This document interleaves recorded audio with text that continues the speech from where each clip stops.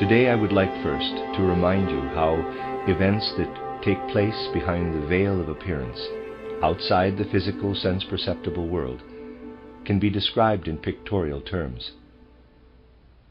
One has to speak in this way of these events, but the pictures correspond throughout with reality. With regard to sense-perceptible events, we are living in a time of hard tests for humanity, and these tests will become harder still. Many old forms of civilization, to which people still mistakenly cling, will sink into the abyss, and there will be an insistent demand that mankind must find its way to something new. In speaking of the course that the external life of humanity will take in the near future, we cannot, as I have often said, arouse any kind of optimistic hopes. But a valid judgment as to the significance of external events cannot be formed unless we also consider the determining, directing, cosmic events that occur behind the veil of the senses. When we look out attentively with our physical eyes and our other senses at our surroundings, we perceive the physical environment of the earth and the various kingdoms of nature within it. This is the milieu in which comes to pass all that manifests as wind and weather in the course of the year. When we direct our senses toward the external world, we have all this before us. These are the external facts. But behind the atmosphere, the sun-illumined atmosphere, there lies another world, perceptible by spiritual organs, as we may call them. Compared with the sense world, this other world is a higher world, a world wherein a kind of light, a kind of spiritual light or astral light, spiritual existence, and spiritual deeds shine out and run their course. And they are, in truth, no less significant for the whole development of the world and of mankind than the historical events in the external environment of the earth and on its surface. If anyone today is able to penetrate into these astral realms, wandering through them as one may wander among woods and mountains and find signposts at crossroads, he may find, in quotes, signposts there in the astral light, inscribed in spiritual script. But these signposts have a quite special characteristic. They are not comprehensible without further explanation, even for someone who can read in the astral light. In the spiritual world and in its communications, things are not made as convenient as possible. Anything one encounters there presents itself as a riddle to be solved. Only through inner investigation, through experiencing inwardly the riddle and much else, can one discover what the inscription on a spiritual signpost signifies. And so at this time, indeed for some decades now, but particularly at this time of hard trials for mankind, one can read in the astral light, as one goes about spiritually in these realms, a remarkable inscription. It sounds like a prosaic comparison, but in this case, because of its inner significance, it does not remain prosaic. Just as we find notices to help us find our way, and we find signposts even in poetic landscapes, we encounter an important spiritual signpost in the astral light. Time and time again, exactly repeated, we find there today the following message inscribed in highly significant spiritual script. Quote, "O man, you shape it to your service. You display it according to the value of its substance in many of your products. Yet it will only make you whole when it reveals to you the exalted dominion of its spirit." Close quote. Injunctions of this kind, pointing to facts significant for mankind, are inscribed, as I have said, in the astral light, presenting themselves first as a kind of riddle to be solved, so that human beings may bring their soul forces into activity. Now let us contribute something to the solving of this inscription, really a simple inscription, but important for mankind today. Let us recall how, in many of our studies here, we have surveyed the course of the year. One first observes it quite externally. When spring comes, one sees nature sprouting and budding. One watches the plants grow and come to flower, and sees how life everywhere springs up out of the soil. All this is enhanced as summer draws on. In summer it rises to its highest level. And then when autumn comes, it withers and fades away, and when winter comes, it dies into the bosom of the earth. This cycle of the year, which in earlier times, when a more instinctive consciousness prevailed, was celebrated with festivals, has another aspect, also mentioned here. During winter, the earth is united with the elemental spirits. They withdraw into the interior of the earth and live there among the plant roots, preparing for new growth, and among the other nature beings who spend the winter there. Then, when spring comes, the earth breathes out, as it were, its elemental being. The elemental spirits rise up as though from a tomb and ascend into the atmosphere. During winter they conformed to the inner order of the earth, but now as spring advances, and especially when summer comes on, they open themselves to the order that is imposed upon them by the stars and the movements of the stars. When midsummer has come, then out there in the periphery of the earth, life surges among the elemental beings, who had spent the winter quietly and calmly under the earth's mantle of snow. In the swirling and whirling of their dance, they are governed by the reciprocal laws of planetary movement, by the pattern of the fixed stars, and so on. When autumn comes, they turn toward the earth. As they approach the earth, they become subject more and more to the laws of the earth, so that in winter they may be breathed in again by the earth, once more to rest there in tranquility.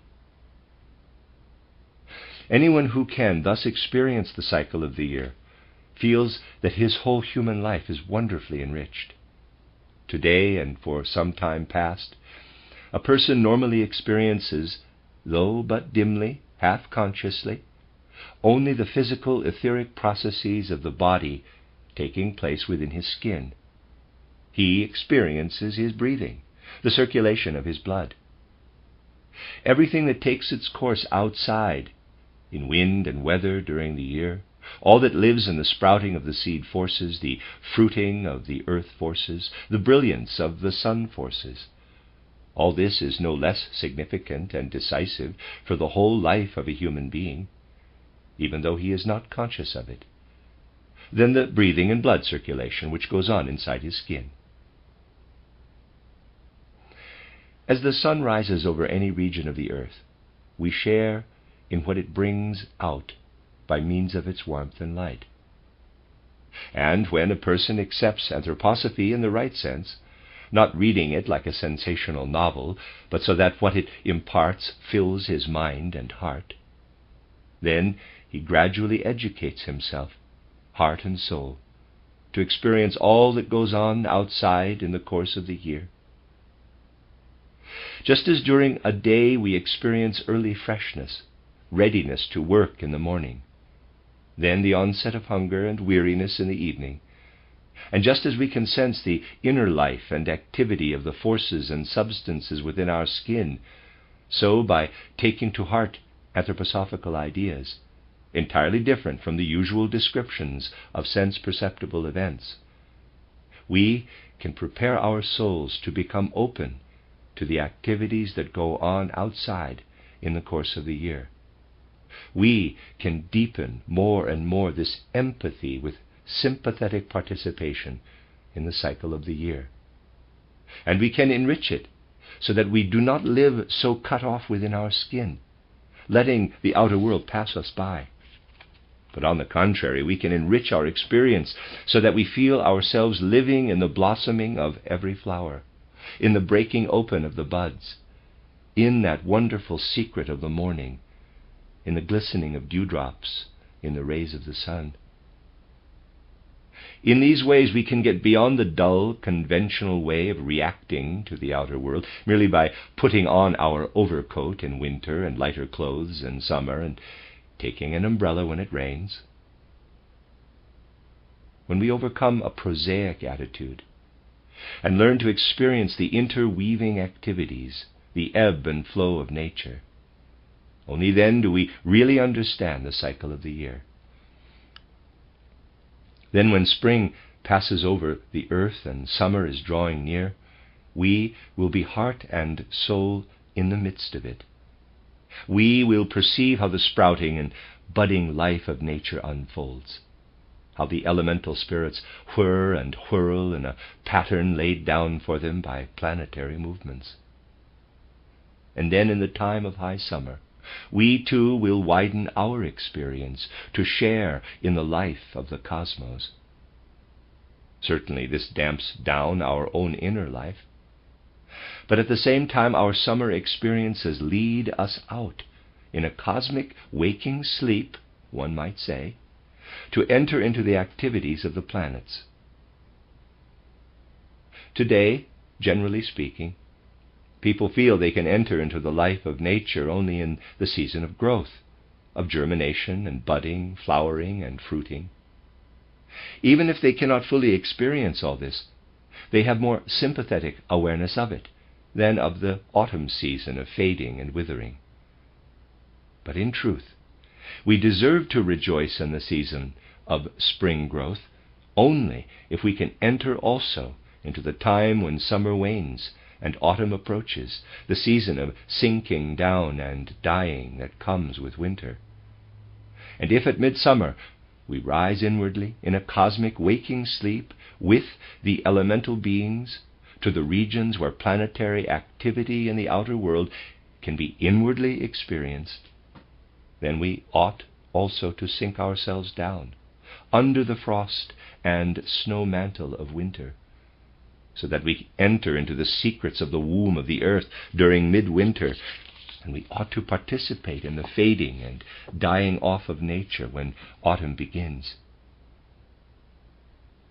If, however, we are to participate in this waning of nature, just as we do in nature's growing time, we must learn to experience the dying away of nature in our own inner being.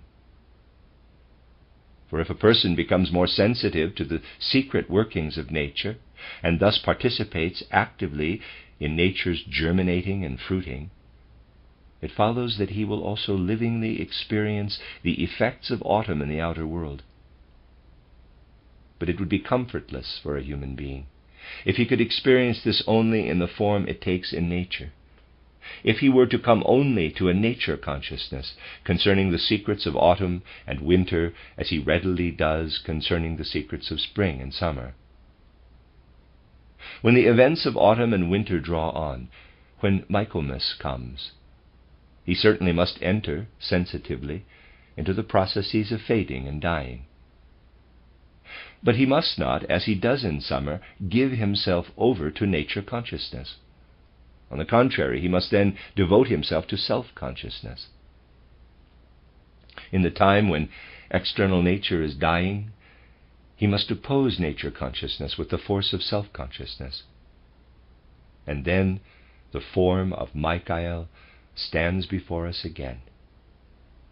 If, under the impulse of anthroposophy, a person enters thus into the enjoyment of nature, the consciousness of nature, but then also awakes in himself an autumnal self-consciousness, the picture of Michael with the dragon will stand majestically before him, revealing in picture form the overcoming of nature consciousness by self-consciousness when autumn draws near. This will come about if humanity can experience not only an inner spring and summer, but also a dying, death-bringing inner autumn and winter. Then it will be possible for the picture of Michael with the dragon to appear again as a powerful imagination, summoning humanity to inner activity.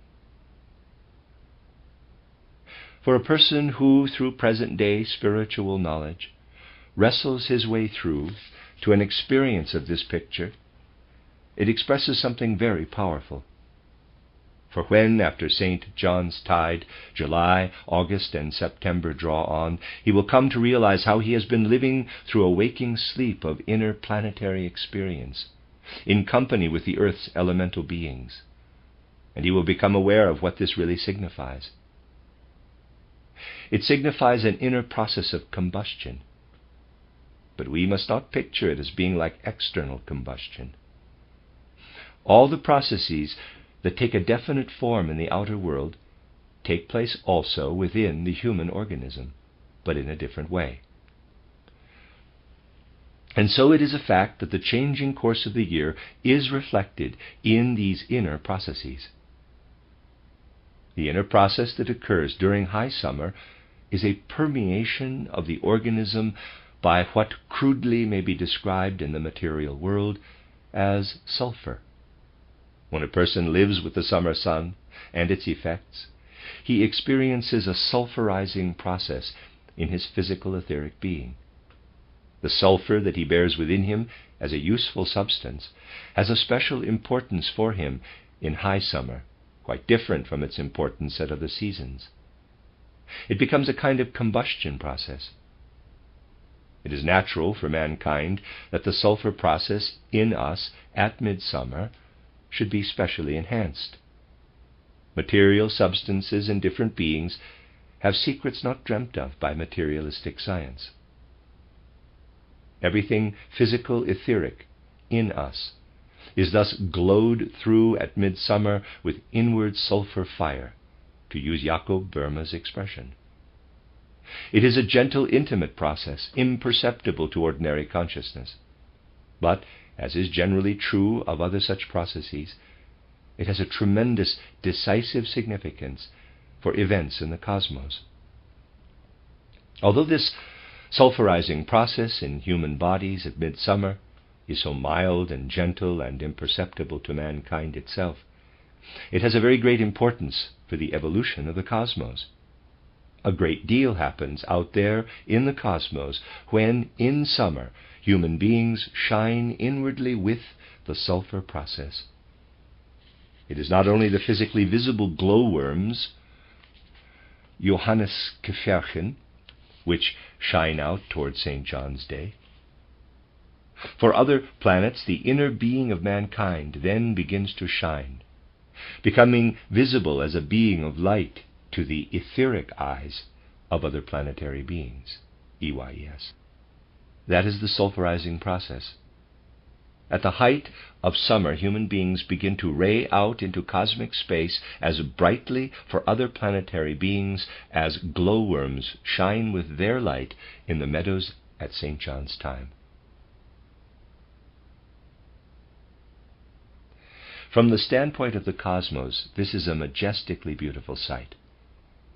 For it is in glorious astral light that human beings shine out into the cosmos during high summer.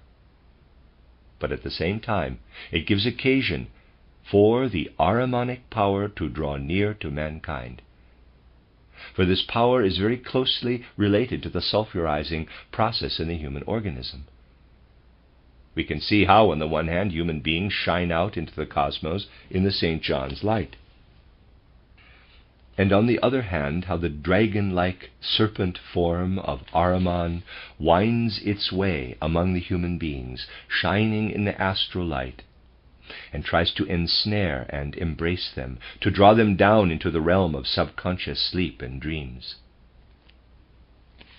Then, caught in this web of illusion, they would become world dreamers. And in this condition they would be a prey to the Ahrimanic powers. All this has significance for the cosmos also.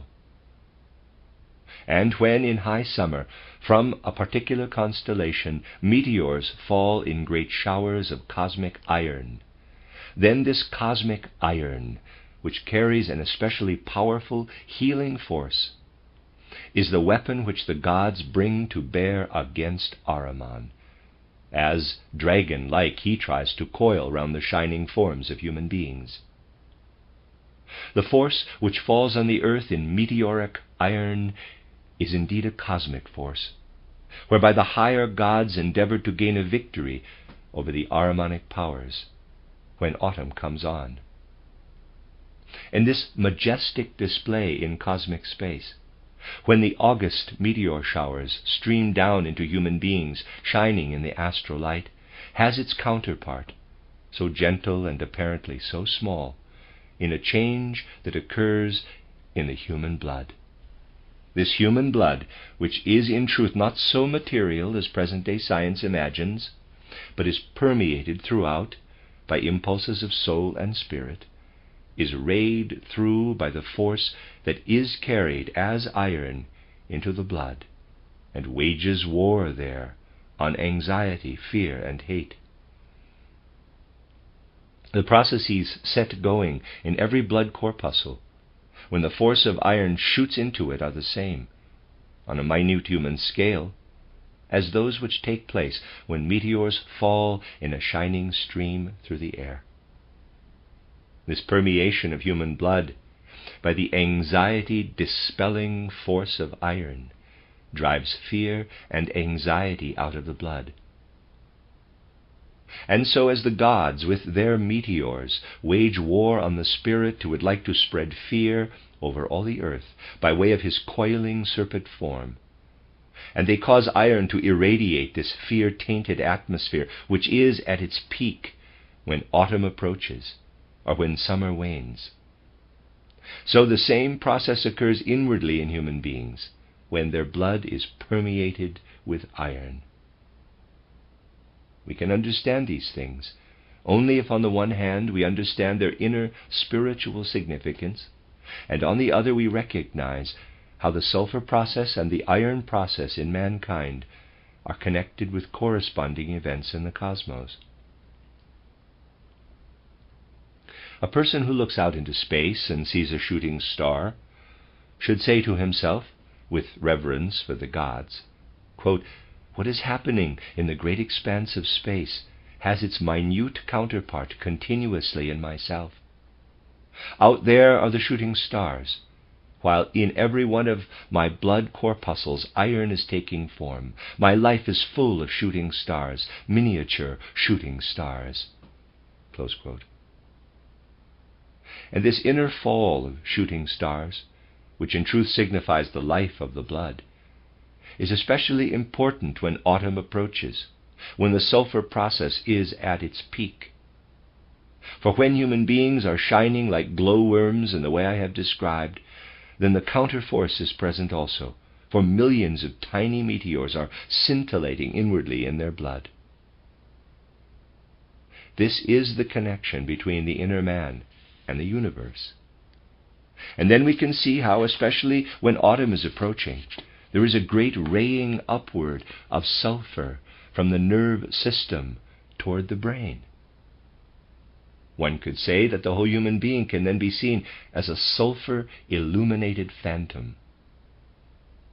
But raying into this bluish-yellow sulfur atmosphere come the meteor swarms from the blood. That is the other phantom. While the sulfur phantom rises in clouds from the lower part of the human being toward the head, the iron-forming process rays out from his head and pours like a stream of meteors into the life of the blood. Such is the human being when Michaelmas draws near. And we must learn to make conscious use of the meteoric force in our blood. We must learn to keep the Michael festival by making it a festival of fearlessness, a festival of inner strength and initiative, a festival for the commemoration of selfless self-consciousness.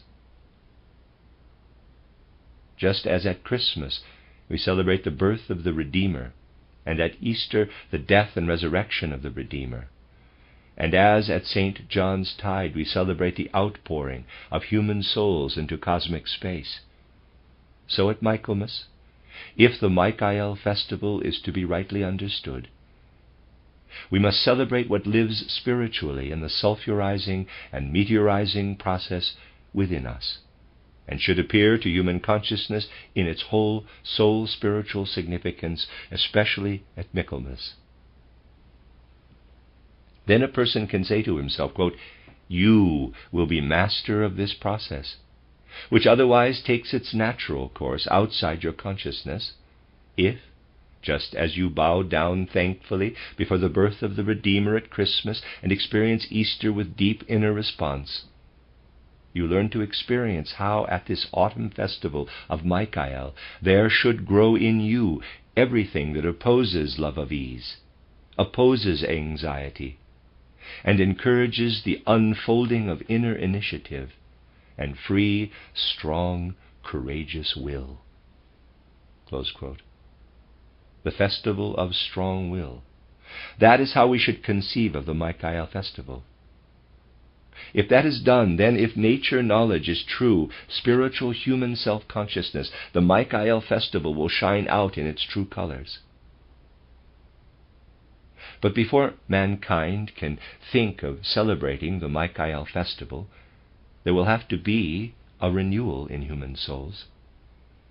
It is the renewal of our whole soul disposition that should be celebrated at the Michaelmas festival, not as an outward or conventional ceremony, but as a festival that renews the whole inner man.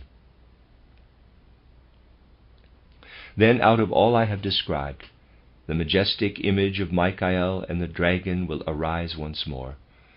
It will paint itself out of the cosmos.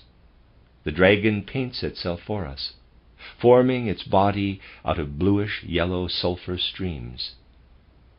We see it taking shape in shimmering clouds of radiance out of the sulfur vapors, and over the dragon rises the figure of Michael with his sword. But we shall picture this rightly only if we see the space where Michael displays his power and his lordship over the dragon as filled not with indifferent clouds, but with showers of meteoric iron. These showers take form from the power that streams out from Michael's heart. They fuse into the sword of Michael, who overcomes the dragon with his sword of meteoric iron.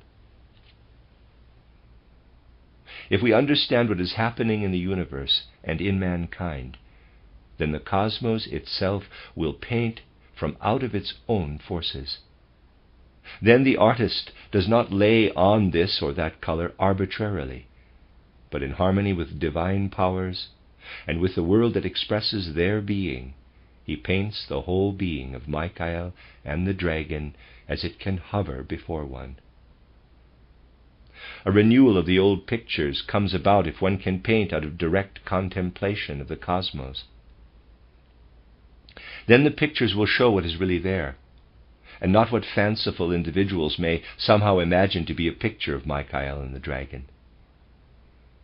Then human beings will come to understand these things, to reflect on them with understanding, and they will bring mind and feeling and will to meet the autumn in the course of the year.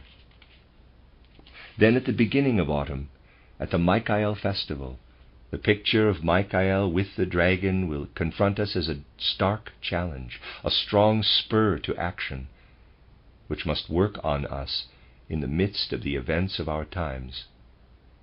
And then we shall understand how it points symptomatically to something in which the whole destiny, perhaps indeed the tragedy, of our epoch is being played out. During the last 3 or 4 centuries, we have developed a magnificent natural science and a far-reaching technology based on the most widely distributed material to be found on earth. We have learned to make out of iron nearly all the most essential and important things produced by mankind in a materialistic age. In our locomotives, our factories, on all sides we see how we have built up this whole civilization on iron or on steel, which is only iron transformed. and all the uses to which iron is put are a symptomatic indication of how we have built our whole life and outlook out of matter and want to go on doing so. That is, however, a downward leading path. We can rescue ourselves from its impending dangers only if we start to spiritualize life in this very domain, if we penetrate through our environment to the spiritual. If we turn from the iron, which is used for making engines, and look up again to the meteoric iron, which showers down from the cosmos to the earth, and is the outer material from which the power of Michael is forged. Human beings must come to see the great significance of the following words, quote, "Here on earth, in this epoch of materialism, you have made use of iron in accordance with the insight gained from your observation of matter. Now, just as you must transform your vision of matter through the further development of natural science into spiritual science, so must you rise from your former idea of iron to an understanding of meteoric iron, the iron of Michael's sword. And what you do there will make you whole." This is contained in the words, quote, "O man, you shape it, iron, to your service. You display it, iron, according to the value of its substance in many of your products. Yet it will only make you whole when it reveals to you the exalted dominion of its spirit." Close quote.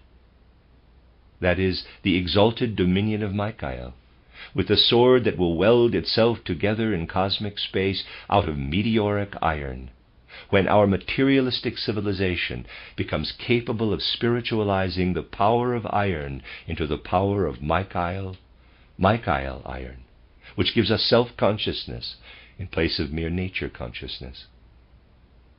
You have seen that precisely the most important demand of our time, the Michael demand, is implicit in this inscription, this script contained in the astral light.